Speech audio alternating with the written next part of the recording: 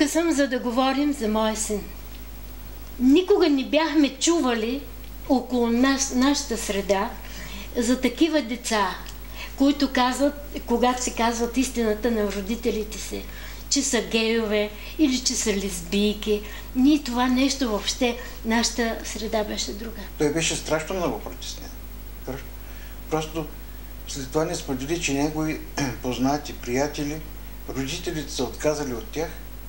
Това са хората, на които трябва тия деца, момчета, момичета, да говорят с родителите си. Ако нямат възможност, съжалявам, но родителите са причината.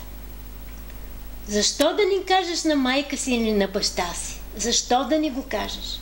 Колко е къс живота човешкия?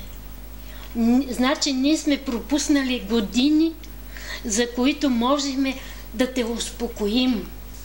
В първия момент беше доста трудно да го възприема. Просто не съм и предполагал, че може да има нещо такова. Но след като поразмислих ден-два, разбрах, че просто това му е дадено от Бога.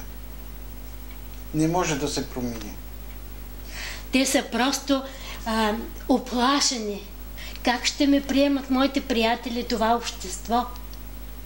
Искам да кажа на тези деца да се успокоят и да бъдат спокойни. Бог е с тях и Богородичка. И ще им помага. Двамата ли сте религиозни? Да. И какво мислите за това? Какво мислите за хомофобията на религията? Както се е родил човек, приемай така. Така приемай нещата. Просто аз съм на това мнение, че какъвто се е родил човека, такъв трябва да го приемат. За мен, че е гей човека, това не е недостатък. Това просто е природа.